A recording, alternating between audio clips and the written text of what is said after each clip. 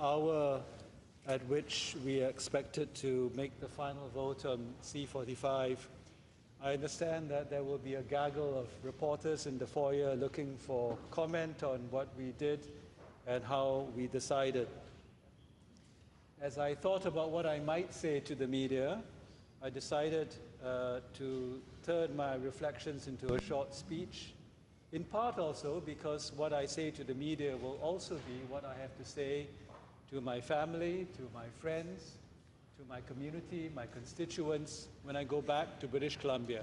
As many of you will go back to your provinces and hometowns this weekend, I imagine much of the chatter around the kitchen tables and in church halls or wherever you might hang out, there will be questions on what happened that Thursday in the Senate when we were asked to vote on such a consequential bill. And this, colleagues, is what I will say. Let me first of all express that I hope the bill does pass. And based on that assumption, I will have a few messages to share. The first is that the Senate did its job.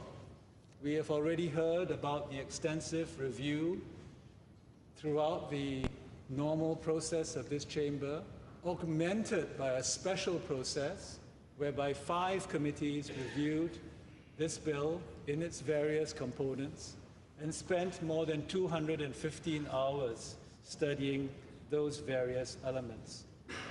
There were countless other meetings that took place outside of the formal structure, meetings organized by the sponsor, meetings organized by interested senators. I remember Senator O organizing a meeting of the Canadian Association of Pediatric Specialists, and others who have organized meetings with community leaders, with academic researchers, with medical specialists, with police officers, and so on and so forth.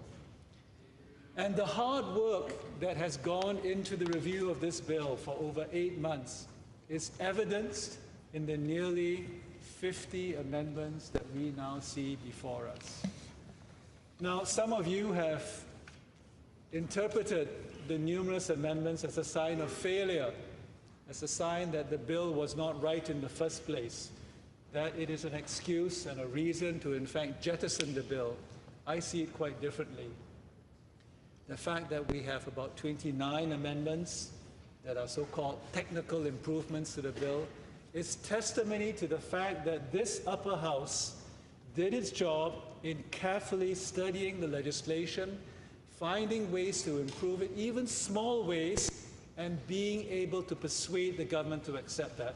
What better testimony to the role of the Chamber of Sober Second Thought? The Senate has also done its job because of the way in which we organize our debate in these last few days, but throughout also the committee review process. I want to remind colleagues that the idea of a structured debate was put forward by none other than our sponsor at the very beginning of the process.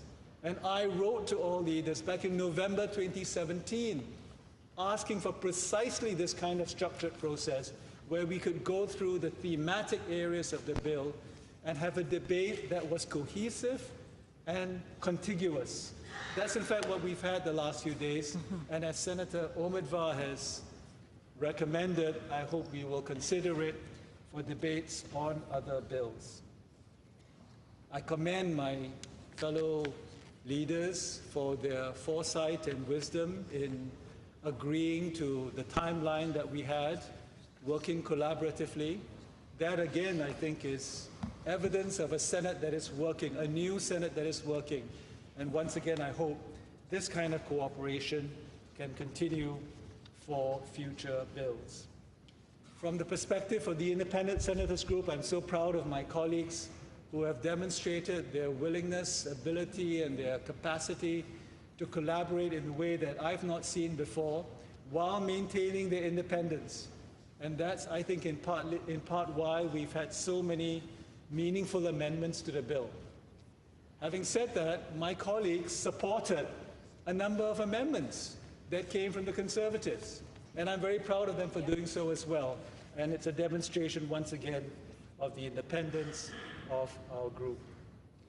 No question that we have seen extraordinary work from our sponsor of the bill. We've seen extraordinary work from the chairs of the 5 committees that led the review of the different aspects of the bill. But as others have already said, I need to give a special shout out to the chair and the 2 deputy chairs of Social Affairs, Senators Eggleton, Seidman, and Petitclerc. They helped us through the most difficult part of the process and took us to the other side intact and in good shape. My message then, my first message then, to my community, my friends, my colleagues, my constituents, to the media, is that this Senate has shown it is working. The new Senate is functioning well, and we should hold our heads up high. My second message, colleagues, is that there are known harms from the consumption of marijuana, but legalization will do nothing to reduce those intrinsic harms of the drug. Let me say that differently. Legalization does not and will not create those harms. Those harms already afflict many Canadians, and not legalizing cannabis will perpetuate the already dire public health situation that we face because of the ubiquitous availability of illicit cannabis. My third message is as follows. The best way to reduce those harms of cannabis consumption is, in fact, to legalize and regulate that market. You've already heard the many arguments for legalization and against the criminalization of possession of marijuana, simple possession. We know what these harms are: stigmatization, exclusion, the disproportionate impact on indigenous people and minorities, and so on and so forth. But I want to go a little bit further to say that the logic of legalizing the cannabis industry means that we have to give that industry the best chance of succeeding. I'm not sure we've fully understood that part of the equation, and I encourage senators to think a little bit more deeply about what that means as we monitor the industry with great diligence and make sure that legalization does in fact succeed, and we not put in place regulations or restrictions on the industry that are overly severe. My fourth message is for parents and youth. The message to parents is simple. Legalization is an opportunity to have conversations with your children about the use of marijuana and the special risks that are associated with use by youth in their teens and in their early 20s. Colleagues, these conversations are not being had currently, in part because of the illegal status of cannabis. I speak from personal experience, and I truly hope that legalization will make it easier, will unlock the voices of parents everywhere to have those tough conversations, precisely because it will no longer be possible to avoid those conversations. And if any of them are listening to our debate this evening, let it be crystal clear to them. We want them to have these conversations precisely because legalization is coming, and they need to have them very soon. I also have a message for youth. My message for youth is that I will tell them the single biggest issue that we fought over in this chamber, that we debated with passion and vigor, is the impact on youth. We all know that. My second reading speech, some of you may remember, was on the age of access. I questioned whether 18 or 19 was the right age of access, given the evidence, some evidence, disputed, but some evidence that young brains develop to the age of 23, 24, 25, and that there are special risks posed by people in that age group taking cannabis. Now, I have since thought more deeply about this issue and come to accept that the age of maturity is the most practical and enforceable way of going ahead with the question of age of access. But I think we should still convey to young people that while cannabis will be legal for those who are age 18 or 19, depending on the province, they should approach the fact of cannabis as a legal product in the same way that they might think about binge drinking as a legal activity.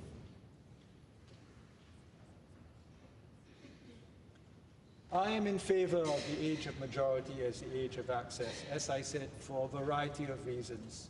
But I am also inclined to believe in the evidence of a number of medical experts, we've heard them again tonight, who feel that there could be serious mental health consequences for youth up to age 25 who consume marijuana.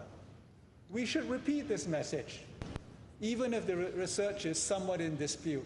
We should repeat the message because we need to protect our youth as much as possible. And as the research improves, we'll provide them with new and better information. But there should be no confusing our youth that we do not want to encourage them to start marijuana, certainly not in their teen years, and possibly not even in their early 20s.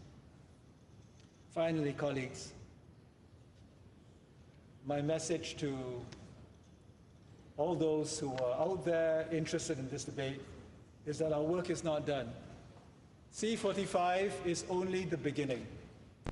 It is not, however, as some of my conservative colleagues might say, it is not the beginning of the end. The world will not come to an end. The sky will not fall. Likewise, C-45 is not the beginning of the beginning. It's not the beginning of the beginning because cannabis already exists. There already is an illicit market, a thriving illicit market. And what we're doing is to try to correct a problem that's been with us for a long time. This is not terra nova, ladies and gentlemen and colleagues. This is a situation where we have a contaminated land that we need to clean up through a judicious program of legalization, regulation, and public education. If it's not the beginning of the end, if it's not the beginning of the beginning, I would say it is in fact the gradual end of the beginning. The gradual end, I hope and pray, of a rampant illicit market that allows for a transition to the legal production, distribution, and consumption of cannabis. The end of the beginning opens the way for a new approach to cannabis that focuses on public health, harm reduction, strict regulation of legal production and distribution, and the reduction of illicit cannabis. I hope, I know, all of us will watch very closely the rollout of cannabis legislation and regulation, and we will not be afraid to put forward adjustments to the legislation and other kinds of course correction as we identify problems in the years ahead. Now, given our comparative advantage over the House of Commons, because of our institutional memory and longevity, the Senate is well placed to monitor the progress and setbacks of cannabis legalization. But make no mistake, if we legalize the cannabis market, we should do everything we can to make it succeed. When the debate has come to an end, and if in fact C-45 is passed, let us all join together to make sure that its implementation succeeds. Thank you.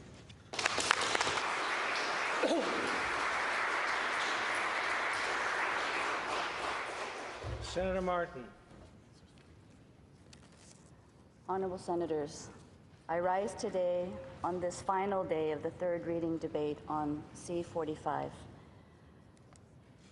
I wish to acknowledge, along with my other colleagues, all those who made such great efforts in sponsoring, critiquing, analyzing, studying this bill to the greatest of extent that we can all stand proudly today and applaud their efforts. I'm also very proud of our chamber and have always been proud of the good work that our upper chamber does on every piece of legislation and the studies that are brought before committees. I awoke this morning, as you did, to news of what a historic day today will be. It's D-Day for Ontarians, potential D-Day for the Stanley Cup champions, if that were to be, and the day for us to arrive at the third reading vote. I also woke with many thoughts and emotions running through me and opened up my messenger with many belated messages I had not had a chance to check in the busyness of our schedule, and saw some beautiful photos of my nieces and nephews and children of my former students whom I had recently seen. So although I have spoken and intervened on various speeches, today I stand on behalf of teachers and administrators across our country who are genuinely worried about what will happen should C-45 receive royal assent and marijuana be legalized, especially in provinces where the legal age could be set at 18. Schools have clear cause for concern, as 18-year-olds will be in the same schools with younger students as young as 12 years of age. I also rise on behalf of parents and grandparents who worry about what to say to their children and grandchildren about a drug that has been illegal to date in my lifetime. What can they say after legalization when the law will no longer be something that they can use to deter their children and grandchildren from developing a habit that may be very difficult to shake? Since the 2015 election and the promise of legalization of this drug, there are areas in my hometown, Vancouver, where marijuana stores are within steps and will continue to be within steps of schools, daycares, playgrounds, community centers, and people's own backyards. Over the course of the debate, senators on all sides quoted expert witnesses and competing research findings about the effects of marijuana use on youth, their brain development, and mental health. And last night, I received a link to an article published in Global News on June 6th titled, "Canadian Students Who Use Marijuana End Up with Poor Health Grades" by Graham Benjamin. I wish to read this timely article into the record.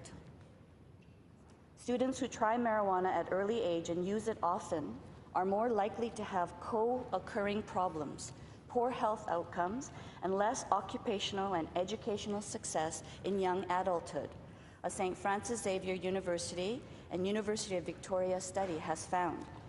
The study, conducted by St. Francis Xavier psychology professor Dr. Kara Thompson and Dr. Bonnie Leadbeater of the University of Victoria, followed a cohort of 662 young people over 10 years. Researchers interviewed the youth, who were between the ages of 12 and 18 when the study began in 2003, every 2 years about their substance use, mental health, accomplishments, and general well-being. The researchers observed how substance use patterns unfolded over time, and how the patterns were influenced by other factors in adolescence and young adulthood. We hear a lot about risks for youth using cannabis, especially with legalization around the corner, but our understanding of patterns of cannabis use among young Canadian youth over time and the consequences of use is actually quite limited, said Dr. Leadbeater in a statement. Our hope is that this work sheds light on how young Canadians use cannabis across adolescence and young adulthood, what predicts different patterns of use, and how these patterns contribute to mental health and well-being of young people. The two studies found 5 different patterns of cannabis use. approximately 30% of the youth were classified as high risk, meaning they started using cannabis frequently in early adolescence or increased in use across adolescence and were using more than once a week by young adulthood. These risky patterns of use were associated with the poorest health outcomes in young adulthood, including higher levels of substance use disorders, mental health, and behavior problems, as well as lower levels of educational and employment outcomes, the study found. Dr. Thompson and the young people who followed high-risk patterns used both cannabis and other substances during adolescence. They were also experiencing other behavioral problems. An effective public health approach to reducing cannabis for youth will need to acknowledge the context and co-occurring problems that accompany risky cannabis use in young people. Dr. Thompson said in a statement, "The findings from the study are hoped to provide government and other public health practitioners a source to inform current and future cannabis policies."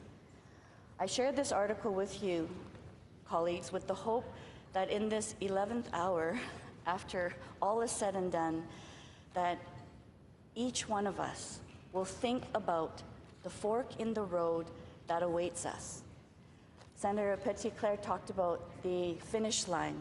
And yes, it is today's finish line, but we know there are other steps that will follow, and that is for future debate. So, Senator Petitclerc, I can share in your vision to make Canada, and I think we all do, to make Canada the best in the world in which youth are empowered to reach their highest potential. But I guess what I do not share is your confidence that Bill C-45 is potentially the path to achieving this. In my vision for Canada, it is not to become the best through the legalization of an illicit drug in every other federal jurisdiction in the world other than Uruguay, but through saying perhaps no to C-45, and I agree that we should decriminalize, and we should look at that very seriously. And perhaps legalization, but when it's a better time. Because right now, with the body of evidence and the growing concerns and the growing number of calls and emails that we're all receiving, I just feel as though this is not the time, and that the risks of legalization, no matter the financial benefits, is too high. So, honorable senators, two roads will diverge. And I'm just afraid that depending on the path we follow, way will lead to way, and we will never be able to know what could have happened. So I know that all of you, all of us, take this upcoming vote very, very seriously. Today does feel like a historic day for me, I'm sure for all of us, and I do hope that all of us will choose wisely. Thank you.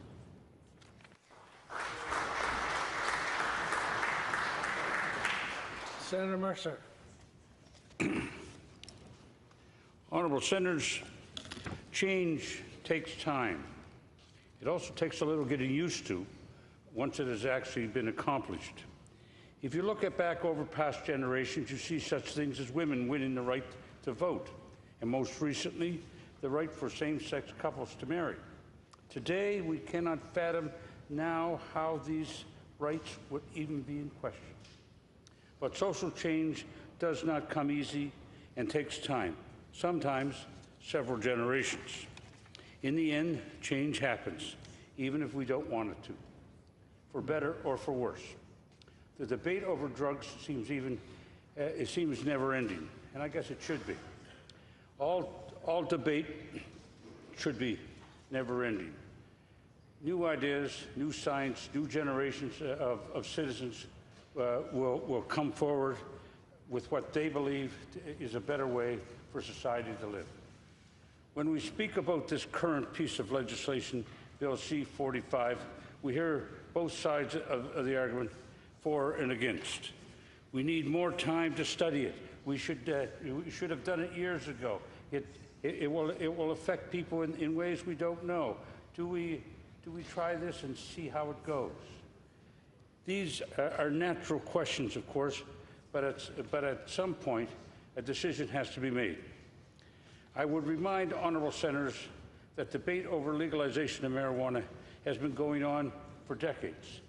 An early Senate report on cannabis, the 1955 report of the Senate Special Committee on the Traffic of Narcotic Drugs, advocated for the continued prohibition of illicit drugs.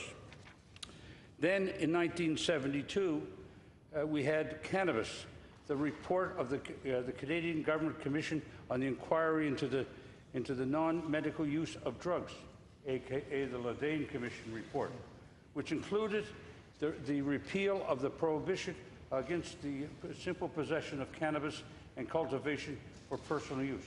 That was 1972, colleagues. In 1994, Bill C-7, an act respecting the control of certain drugs, their prescriptions, and other substances, and to amend certain other acts and repeal the Narcotic Control Act in consequence thereof, was introduced in the other place. The bill died and was reintroduced as Bill C-8 in 1996 and was examined by the Senate. So now we're in 1996, colleagues. According to the Canadian Foundation for Drug Policy, several members of the Standing Committee on Legal and Constitutional Affairs publicly stated their support for decriminalization of marijuana, but dropped the idea of recommending that that there be no criminal charge for having a few joints of marijuana, because they felt that it would never pass the House of Commons. They went on to indicate that, as Senator Carstairs said, the panel members were indeed serious about decriminalization, but foresaw that a recommendation would be futile at this point.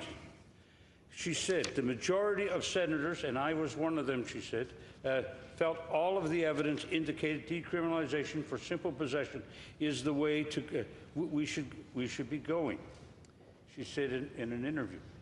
The report on C-8 did recommend, though, that the Standing Committee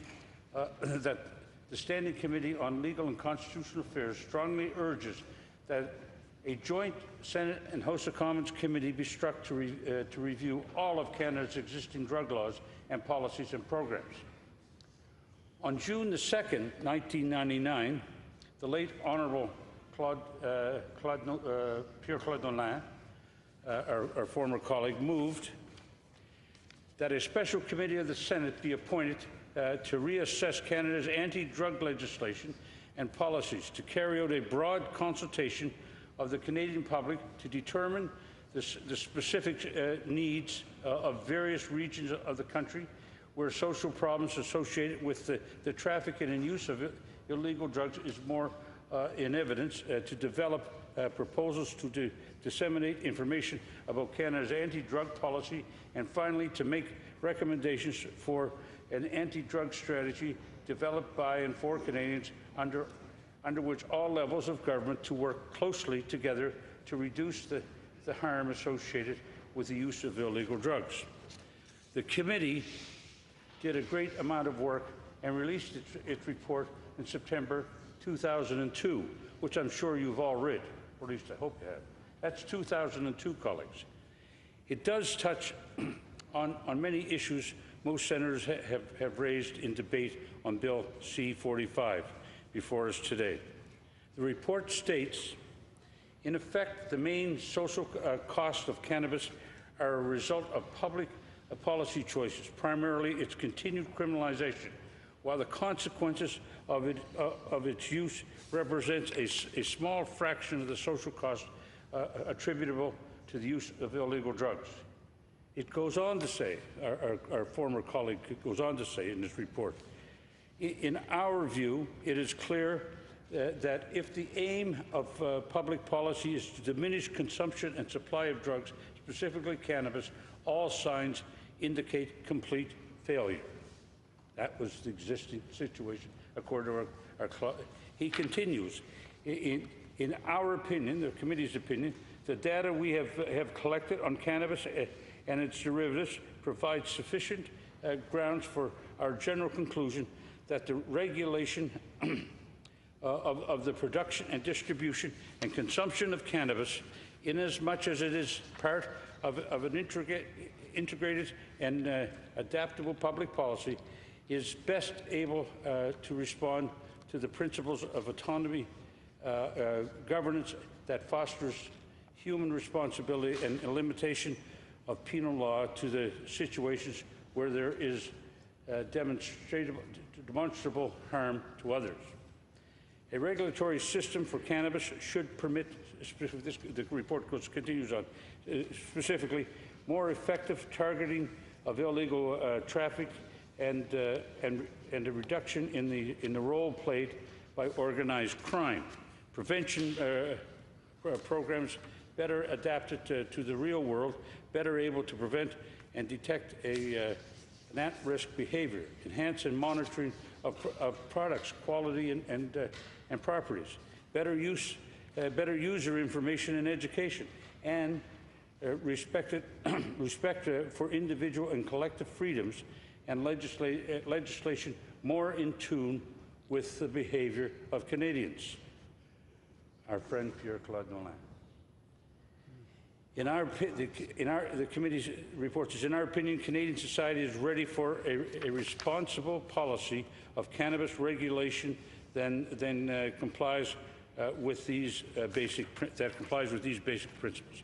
So, honourable colleagues, in my examples here, from 1955 to 2002, look at the changes in opinions and notice how long it took for said opinions to change. Now think about what we are doing here. It is 2018, 16 years after the Nolan report recommended pretty much what C-45 is doing. Are we ready for this? I think we were then, and I think we are now. We can always question whether it is time for such legislation, its validity, and its safety.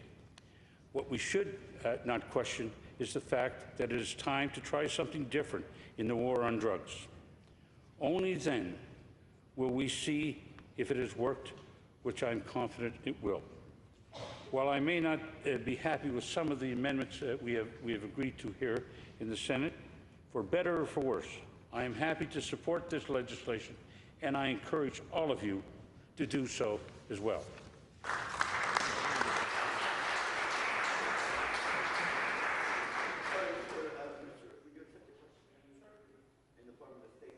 Very happy. I don't want to take everybody's time and have another speech repeating what has been said, but do you think Senator Nolan would have voted for this legislation? I think he would have wanted to sponsor this legislation. Question? Vous avez bien lu le rapport Nolan qui You have read the Nolan report, which said that the brain was completely developed at 16. Professor? Each report says something different, and we've evolved as we've gone along. Yes, you've read the report, you know what it says. Senator McIntyre. Thank you, Mr. Speaker. Honourable Senators, I rise today to speak briefly on third reading to Bill C-45. As you know, I already spoke on second reading of this bill February 13th. At that time, my speech focused on two issues. First, with respect to seeking legal advice on tobacco versus marijuana-related health effects and healthcare costs. And second, with respect to Canada's international treaty obligations relating to marijuana. The two issues were posted as written question on the Senate's notice paper. Colleagues, as we all know, several professional associations and doctors have produced papers or submitted press releases to inform the government on the maximum effort needed to limit the health risks generated by Bill C-45. Those experts have also appeared before our various Senate committees expressing concerns about the impacts of the legalization of cannabis on young adults, in particular among those who are most vulnerable. Given that significant risks concern mental health, more specifically for young people, I also join my voice on the dangers of the proposed legalization of cannabis. Let me share my experience with you. For close to 40 years, I headed a law office in northern New Brunswick, specializing in both criminal and civil law. During that period of time, I also had the privilege to act as chairperson of the New Brunswick Criminal Code Review Board, which derives its authority under Section 672.38 of the Code. The board deals with individuals suffering from a mental disorder who commit a criminal act, following which they are found either unfit to stand trial or, if fit, not criminally responsible on account of mental disorder by the court. Those individuals are either released into the community or remanded in a psychiatric hospital pending a disposition hearing by the review board. A large majority of the cases that I heard as chairperson of the review board were related to the usage of illicit drugs, particularly cannabis. Now, that said, obviously, the individuals falling under the jurisdiction of the board were vulnerable to the negative mental health effects of cannabis. As noted by the Government of Canada in the health information that it provides, individuals may experience anxiety or even psychotic symptoms after using cannabis, particularly for inexperienced users or those with pre-existing mental health problems. The information also notes that THC may increase such symptoms. How can C-45 manage all of the negative mental health impacts of cannabis on our youth and vulnerable people? It simply cannot. In a short moment, we will be voting on Bill C-45. It is important to recognize the full weight and extreme seriousness of the decision we must make about Bill C-45, and at the largest extent possible, decide in a way that does the least damage to our youth. We face a momentous decision, and as legislators, not only we are responsible for the acts we enact, but equally so, we have an enormous responsibility to decide ethically, prudently, and wisely. Honourable Senators, let us reflect on the impact our vote will have on Canadians, their physical and mental well-being. I leave you with those thoughts.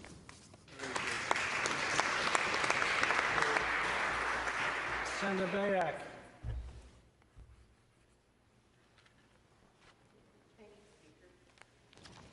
Honourable colleagues, I rise today to address Bill C-45, and I want to thank Senator Lankin, for mentioning that she had spoken to her hometown folks earlier. I think nothing is more important to us and our work here in the Senate than talking to the people. In my own region, the Indigenous and non-Indigenous population alike are now visibly nervous as the unintended consequences of this bill become known through all the media reports and the many witnesses who have come and testified to us that they are simply not ready. Most importantly, I think we're missing something in that we have a mandate from this Liberal government. There are 36 million Canadians. 7 million almost voted Liberal, 6 million voted Conservative, 4 million voted others, and 10 million children under 18 had no vote at all. To say that the Liberals have a mandate to do something that's going to fundamentally change the face of Canada is simply not true. Voters voted for decriminalization, no record, no jail time. They voted to protect children. They didn't vote for broken international drug treaties, difficult drug transportation enforcement on our roads and rails and in the sky, a blemish on our stellar international reputation, probable travel restrictions to the USA, our closest neighbor on the longest undefended border in the world, federally enforced laws prohibiting marijuana use there. The number of amendments to clauses with obvious harm to children should give us all pause.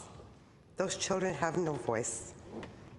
The amendments have been proposed or adopted and should be carefully considered in the other place. But before that, I would like us to exercise our sober second thought. What is the rush? Canada has survived without legal recreational marijuana and thrived for 150 years. Medicinal marijuana is already available for anyone who needs it. Colleagues, should we consider in all good conscience simply defeating this divisive, complicated, costly, harmful bill and instead ask the other place to decriminalize marijuana immediately, and then craft a bill that is worthy of the concerns that Canadians have brought to us over these last few weeks? I think that that would be much more suitable than this. A bill that has zero defects, that strives to do it right the first time for our precious children. Thank you. Senator Patterson. Honourable Senators, I rise today to speak to Bill C-45. Since the bill was introduced in our chamber at the end of November, we have had 5 committees study it. We've had over 100 witnesses appear and had months of spirited debate over the bill and potential amendments, and this is a credit to the Senate in contrast to the rush process in the other place. Senator Wu talked about all the experts who gave evidence formally and informally. Too bad their advice was so often ignored. As you know, I personally traveled to every community in Nunavut, sought the advice of as many community members as possible to help inform my final vote. What did I hear from the residents of Nunavut in my exhaustive tour? They said what Aboriginal people and leaders have told us from all across the country. Why the rush? We are not ready. I heard that municipal governments are not ready to deal with employees impaired by marijuana operating heavy equipment in adverse conditions. I heard their astonishment that there's no reliable method of testing for operating a vehicle impaired by marijuana. Every community also highlighted the urgent need for increased education on the effects of marijuana, the need to have that understanding and support in place well before legalization. I heard their concerns that writing local bylaws, developing new human resource policies, training police and bylaw officers would be expensive and time-consuming. I heard their astonishment upon learning that the federal bill would allow persons as young as 18 to possess marijuana. They were amazed there'd be no criminal consequences for young people as young as 12 possessing up to 5 grams of marijuana, and yet at the same time the bill would severely punish persons trafficking to young people. The people of Nunavut were understandably most concerned about protecting youth, a very high demographic in our population. One community I visit now yet had half its population under 14, and I found them to be well aware of the potential dangers of this mind-altering substance on the developing brain. They were well aware of the risk of mental health impacts on people who've been impacted by trauma, a high proportion of Indigenous population in my territory. They talk knowledgeably about what we've also heard from medical experts: schizophrenia, anxiety, depression, as certain impacts that would be especially felt in Nunavut communities with their fragile social fabric, communities already plagued by family violence, suicide, and mental health impacts, communities where, sadly, standoffs with young people with mental issues and police are becoming almost routine. They were deeply concerned that there are no culturally based community wellness and mental health programs and no addictions treatment facilities in Nunavut or indeed in any of the 3 Northern Territories. Some express the view that this is all about money, and we have felt these pressures in this place, where the government leader in the Senate at first tried to negotiate a 3rd reading vote for the end of April. Why would the Trudeau government do this to us without consulting us, they asked. I fervently hope I'm wrong, but I have my doubts about all the promises we've been given, which have been eagerly accepted by supporters of the bill. So let's examine the assurances we've been given. We're assured that this bill will put the dealers out of business. Colleagues, this issue came up in my community consultations. In Clyde River, Nunavut, an isolated place on Baffin Island, members of the Hamlet Council told me that unless the price was significantly lower than $10 per gram, suppliers from the south and dealers in the north will undercut the government price by selling in volume through the mail and even covering postage charges. They also said that unless the government-supplied marijuana has high THC levels, and we're assured by the government this won't happen, the dealers will eagerly sell drugs laden with higher amounts of THC. Others predicted that dealers would sell to young people, or that they would move into new markets for harder drugs. Then we have the bizarre provision in this bill that will allow unlimited quantities of marijuana in a dwelling house. Now, admittedly, this can be modified by a province or territory, but where it's not, this is surely an invitation to trafficking. It's not a far stretch to imagine a knock on a dealer's door who's been stockpiling due to a lack of limits on what's allowed in the home, to be approached by someone saying, "My package didn't come in the mail, the plane didn't come in, the store is closed. Can you sell or give me a supply?" Another thing we're told is this bill will protect youth. Colleagues, I do fervently hope I'm wrong, but I fear, and many residents of Nunavut do fear, that there will be negative impacts from this bill. The current reality is that Nunavut residents, isolated in 25 remote communities, are commonly paying $50 per gram and up to $100. Making this mind-altering drug more easily available and cheaper in our remote communities will be catastrophic, many people predict. I share this fear. There will be casualties. There will be mental illness. There will be brain damage. There will be deaths. Now, I may be accused of being alarmist. Some of you folks who live in the South don't see the standoffs, the suicides, the violence that we must live with in the Arctic. In many communities in Nunavut, where half the kids are already not attending school, how will the easy availability of this mind-numbing drug affect school attendance? And just when we're making progress employing Inuit in our fledgling but growing mining industry, how many more mine workers will fail the drug tests imposed by mining companies? We're told that Indigenous people were consulted. This is clearly skating over the reality. The Aboriginal people, including the Inuit of Nunavut, were given token consultation. First Nations were left out of the revenue streams. They were given no authority to decide for themselves whether they want this mind-altering drug allowed in their communities at all. This gives the lie to the stated intention of our current government to establish a new nation-to-nation relationship, to respect the inherent right to self-government protected in the Constitution, enshrined in the Constitution, to respect the UN Declaration which calls for informed and prior consent, and to establish new fiscal relations. There have been no significant commitments or progress in developing culturally relevant education materials, nor in supporting community-based counseling and wellness programs, which will surely be sorely needed more than ever before. There were no significant commitments to providing addiction treatment services. One organization and Indigenous leader after another has called for a delay so they can be meaningfully engaged. Now, I do respect the fact that my Indigenous Senate colleagues were more or less satisfied with a letter from two ministers promising continued consultation and engagement on the many issues identified in the report of the Standing Committee on Aboriginal Peoples, promising to address and accommodate jurisdictional issues, a new fiscal relationship, and so on going forward.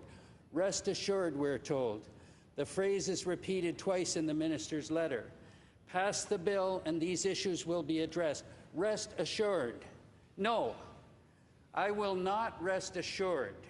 I will wait to see, even though we can't afford to wait in Nunavut. If we get fluff and promises of more dialogue in September, I hope my Indigenous colleagues and fellow committee members will demand action on the promises made yesterday. We have, colleagues, before us a bill that also creates a convoluted checkerboard regime across the country, with contradicting laws in neighboring provinces and territories. I believe that we've identified too many flaws and have had proven to us that this bill will not achieve its many stated goals. Colleagues, I participated in the Ledane Commission hearings as a young law student at Dalhousie University in Halifax. I made a presentation, actually, to Ledane. And I remember meeting with one of the commissioners informally at the time who said that marijuana will cause harms to what he called the ship of state.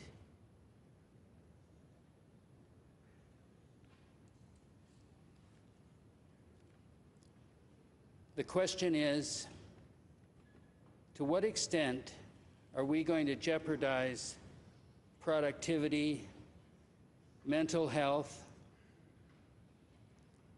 and weaken the watertight doors on the ship of state by this measure? When I look at the rush to pass this bill late in the government's mandate, the huge holes and inconsistencies in the legislation which I've outlined, not to mention the blatant exclusion of Aboriginal people in the consultation and development of this bill, surely its biggest weaknesses, I have serious concerns that this bill will be beneficial for our country, for Nunavut, and our broader Canadian society. I believe, and I do fervently hope I'm wrong, that we will pay an intolerable price that we will regret. I told the people of Nunavut that unless there were guarantees of systems in place to deal with the predictable harms and negative impacts of easy availability of marijuana in Nunavut, I would vote against the bill. I'm not assured. I will not vote for this bill. Thank you.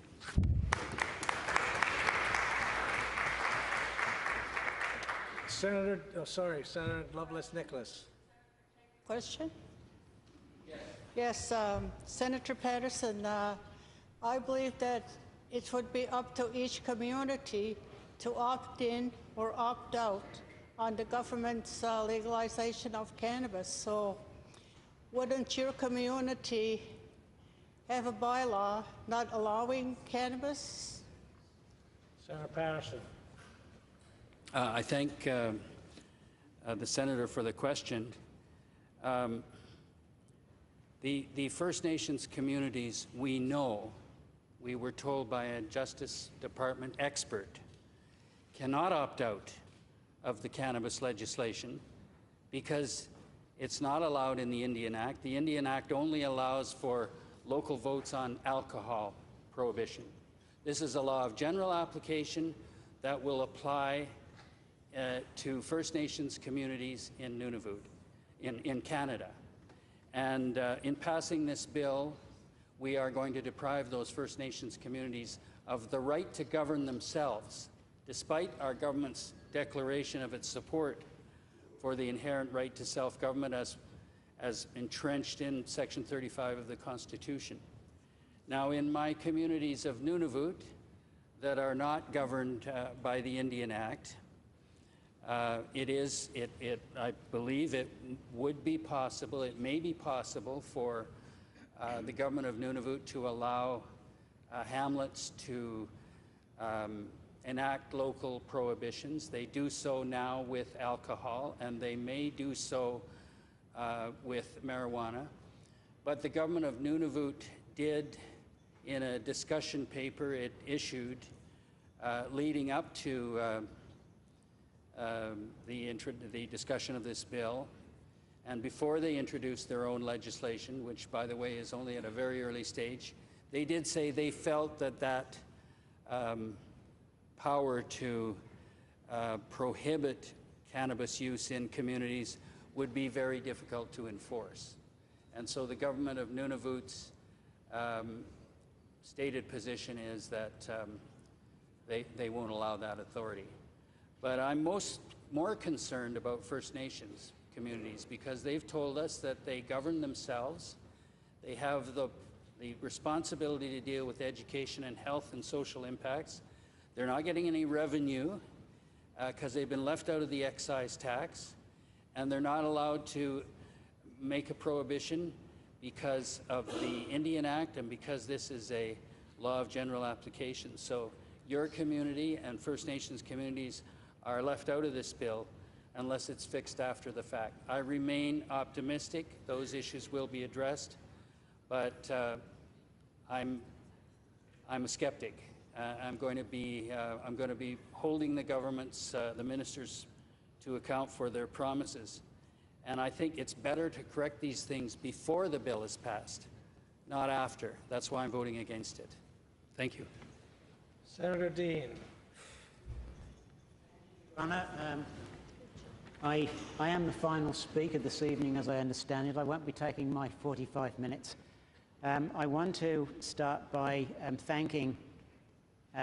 offering a few thanks. And the first is to my independent senator colleagues, who over the last 7 months joined me in a journey of learning about cannabis and its problems and the challenges across the country. It's been an interesting journey, and as late as yesterday, one or two of my colleagues were still landing on where they wanted to vote, which is evidence of keeping an open mind and not shutting it down too early in the process. And I thank them for that. I thank Senator Eggleton, who was and has been an absolutely superb chair of the Social Affairs Committee. It was given an enormously difficult job to filter the work of the other 4 committees, a hugely complex bill. And Senator Eggleton, thank you on behalf of all of us. You did a fantastic job.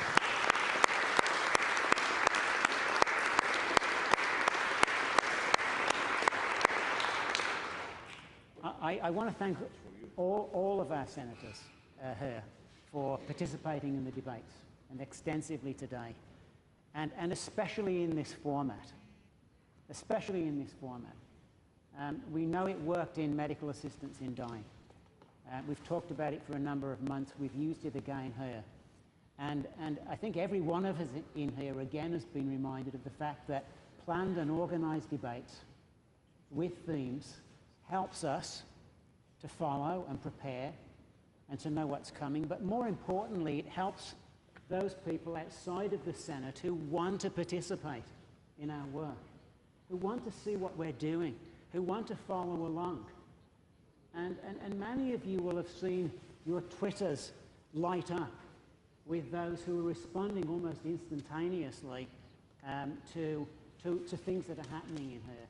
And that's fantastic. And with cameras coming in here in the next little while, we're going to have to be at the top of our game. And I hope, and I think we will be doing much more of this.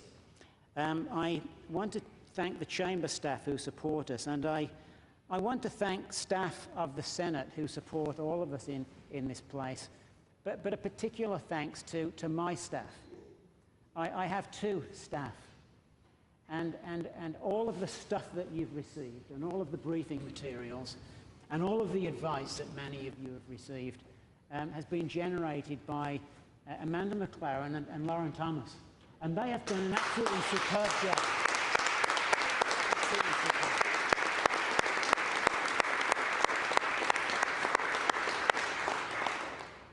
I want to thank public servants in the federal government, and particularly those at the Department of Health and Justice, who, you know, to use an English term, have taken a bit of stick over the last few weeks. Inappropriately so, in my view. We are blessed as parliamentarians in this country to be supported by a professional and non-partisan public service that is among the best in the world, if not the best in the world. They support us and they serve us daily. They serve Canadians daily, and they earn our trust every day, and they deserve our respect. And I thank them for the work they've done in supporting me and my colleagues as we've worked hard on this bill. And I'm going to single out Mr. Eric Costin from the Department of Health, the head of cannabis of the Department of Health's Cannabis Secretariat, who has been on a cannabis journey since the early days of medical cannabis, and who brought all of that expertise into the recreational cannabis discussion. One of the finest public servants that I have worked with. I'm going to thank one more person. This is a person who's travelled with me on this professional journey in terms of sponsorship of Bill C-45, but also on a personal journey that I didn't expect to be taking, that started last November, coincidentally, when the bill came into the chamber. And that's my wife, Marie Boutillier, up there, who is in the chamber and has supported me wonderfully.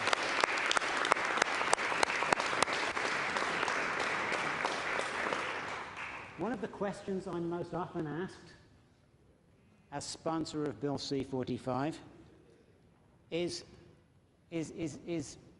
why on earth did you take that on? The answer is simple. When I saw a complex piece of public policy wrapped up in legislation heading towards this place, I wanted to be part of it.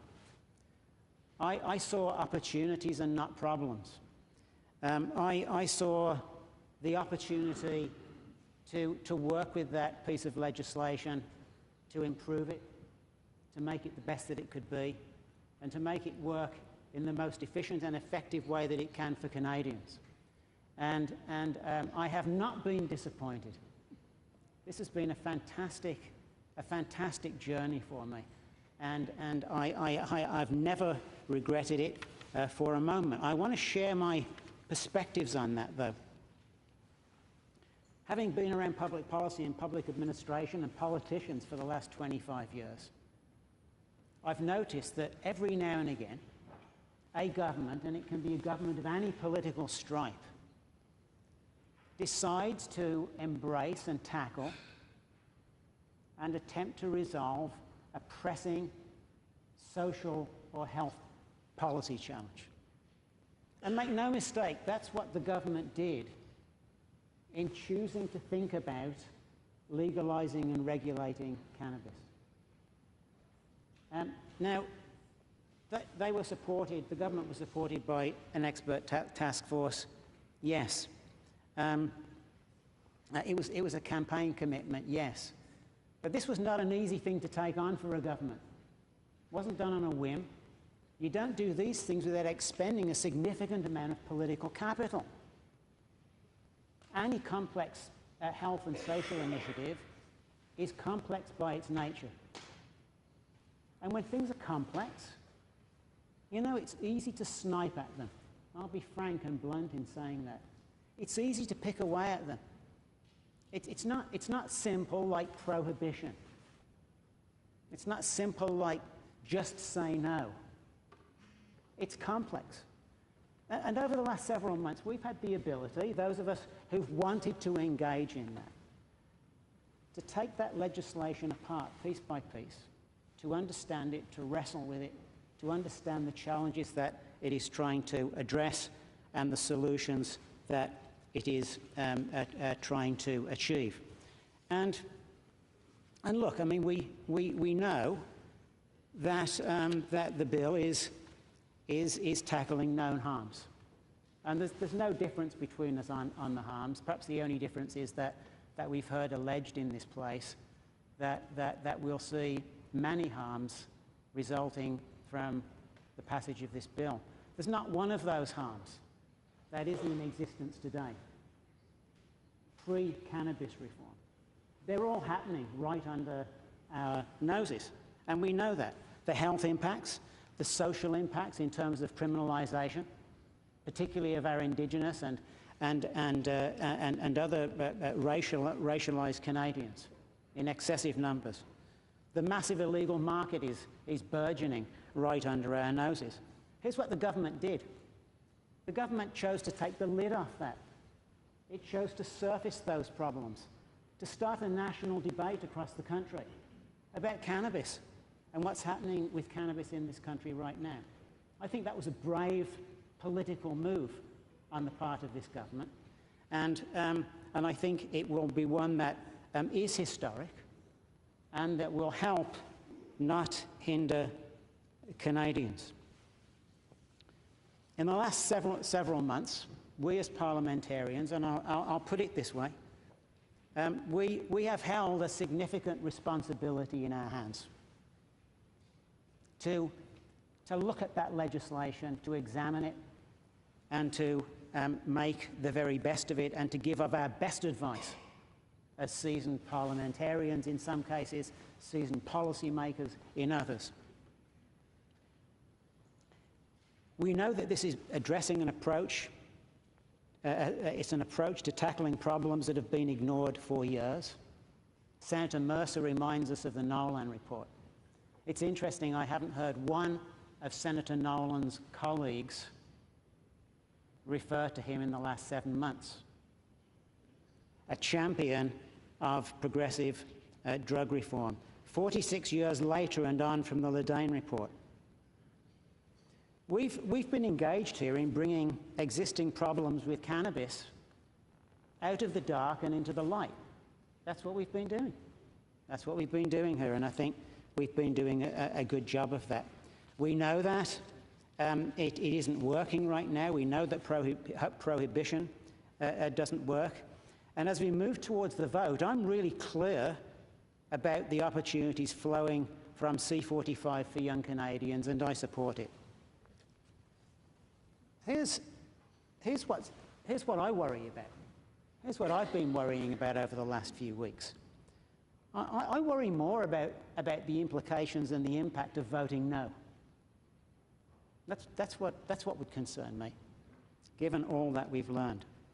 Because as Senator Nolan said himself 16 years ago, legalisation and regulation is better for young Canadians, is safer for young Canadians than is prohibition. And I don't think Senator Nolan's conclusion has changed one bit. If anything, the problems that he was talking about have only worsened, while we have pretended that prohibition is working. Now I'm going to finish. I don't have much more to say. As we consider voting on this bill, what do we know about voting no? We know that a vote against legalisation and the regulation of cannabis in this country is a vote for continued prohibition, for the continued criminalisation of young people and older people, and particularly those who can least afford it, those who are the most marginalised and disadvantaged in this country. We're saying, you know, you take care of yourselves. We like prohibition better. We feel more comfortable with prohibition. You take care of yourselves. And we're saying, you know, the health harms, well, you know, we'll kind of just shut the door and look the other way again. While people continue to be harmed, young people continue to be harmed by cannabis. And we're saying, you know, having weighed it up, I think we like prohibition more than a burgeoning, growing $6 billion illegal cannabis market in this country, in which the product of that illegal market is not tested for potency, is not tested for contaminants. They carry no warning labels. They carry no potency labels. They don't come in child-proof bags. And we know that those products are available widely across the country now, and that there'll still be a wider range of those products available than would be available in the narrow, limited offerings in a cautionary approach to cannabis legalisation that is being proposed by the government. I'll just say this again. I would rather not go back there. I would rather not allow those harms to continue, both on the social side and the health side. And I would like to join other jurisdictions, like those in the US, that have seen a significant diversion. Colorado, 50% diversion from its illegal market to the legal market. It does work. So I'm saying I'm voting yes for Bill C-45, and I'm asking those who would still consider voting no to think very, very hard about the implications and consequences of doing that. Thank you so much.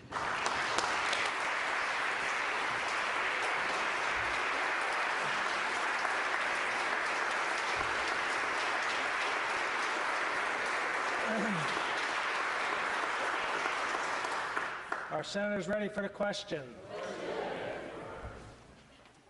It was moved by the Honourable Senator Dean, seconded by the Honourable Senatrice Dupuy, that the bill as amended be read a third time. Is it your pleasure, Honourable Senators, to adopt the motion? Yay! All those in favour of the motion will please say yea. Yay! All those opposed, nay. Nay! In my opinion, the yeas have it. I see 2 senators rising. Pursuant to paragraph 2.4 of the order adopted on May 31st, we have a 15-minute bell.